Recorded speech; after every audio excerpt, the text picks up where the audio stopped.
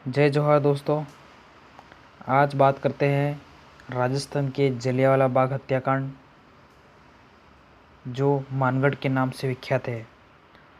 महान संत गोविंद गुरु के नेतृत्व में यह 1913 ईस्वी में शुरू हुआ था और उस दिन 1500 से अधिक 2000 के आसपास आदिवासी समाज के भील मारे गए।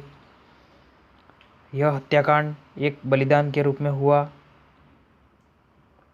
यह 17 नवंबर 1913 मार्गशीर्ष पूर्णिमा वह दिन था जब मानगढ़ धाम पर आदिवासी क्रांतिकारी संत गोविंद गुरु की अगुवाई में सभा हो रही थी। अशिक्षित दूर करने के लिए, मांस मदिरा छोड़ने के लिए, दारू उनका त्याग करने के लिए, प्रकृति की रक्षा के लिए, धर्म के बारे में मंथन चल रहा था। लेकिन मानवता की इस महान यज्ञ में अंग्रेजों ने अपने खिलाफ आज़ादी की दीवाने के साजिश रचने का उपक्रम समझ लिया और उन्होंने गोलियां भून दी और उन लोगों को 1500 से अधिक लोगों को उन्होंने शहीद कर दिया, मार गिराया। यह आज़ादी के आंदोलन अब तक सबसे बड़ा माना जाता है। मानगढ़ धाम स्वतंत्रता के स्वाभिमान के लिए यह बलिदान तीर्थ है। गोविंद गुरु उसके प्रमुख नायक थे, जो कि डूंगरपुर जिले के बासिया गांव के निवासी थे। गोविंद गुरु 20 दिसंबर 1858 ईस्वी के गोवारिया जाति, जो कि बंजारा जाति के अंदर आते हैं, उनका जन्म हुआ था। गोविंद गुरु भीलों के बीच में रहकर अपना आंदोलन करते थे तथा 1890 दशक में शुरू किया। आंदोलन में अग्नि देवता को प्रतीक माना था। तभी आज भी अग्नि देवता को प्रतीक मानते हैं तथा अग्नि को धूणी के रूप में वहाँ पर पूजते हैं। यह पहाड़ ही नहीं, बांसवाड़ा डूंगरपुर जिले सहित गुजरात के सभी गोविंद गुरु के शिष्यों द्वारा स्थापित धूणियाँ आज भी इस बलिदान के साक्षी है।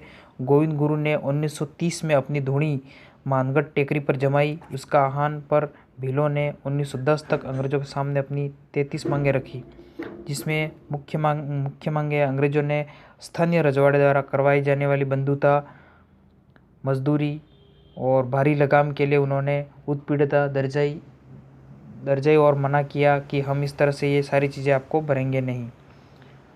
12 नवंबर 1913 में अंग्रेजों रजवाड़े के साथ गोविंद गुरु ने प्रतिमंडल के साथ बातचीत असफल हुई। गोविंद गुरु ने जब मांगे न मानी जाए तब तक मानगढ़ पर ही जमे रहेंगे, ये सा निर्णय लिया। 14 नवंबर को एक बार फिर गोविंद गुरु ने मांगे मानने के लिए अंग्रेज अधिकारियों को पत्र लिखा। उधर बांसवाड़ा डूंगरपुर व ईडर के शासकों में राजपूत जागीरदार बेचैन थे कि अंग्रेज आदिवासियों का दमन करने में क्यों देरी कर रहे हैं। वो बार बार अधिकारियों के कार्रवाई के लिए निवेदन कर रहे थे। आखिर 15 नवंबर को रणनीति तैयार हो गई और 16 नवंबर को मेजर वेली ने स्टॉक आइसिस की मानगढ़ पर्वत पर जाने वाले रास्तों में जानकारी हेतु भेजा। 17 नवंबर को कमिश्नर के आदेश पर सुबह 4 बजे फौजी दस्ते मानगढ़ पर हमला बोल दिया तथा तोपें व मशीन चलाकर आक्रमण कर दिया।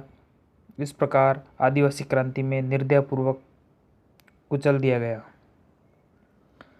सोचने की बात यह है कि तत्कालिक इतिहासकारों में अंग्रेजों में सामंती दास्तां में स्वीकार करते हुए मानगढ़ जैसा जनसंहार भुला दिया गया, समय के साथ भुला दिया गया। इतिहास के पन्नों पर उसे सही तरीके से सही पूरा नहीं लिखा और उन्होंने छुपाने की कोशिश की गई, जो आज दिन तक सही तरह से सही घटना का पूरा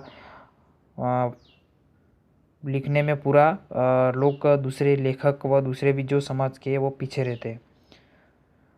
तो आदिवासी का इस तरह से पहले भी हुआ और अभी भी शोषण चल रहा है। तो जो भी पुरानी घटनाएं हैं उनको आप समाज में उजागर करो और वापस आदिवासी समाज की जो भी पुरानी परंपरा है उसको बढ़ाओ। Thank you.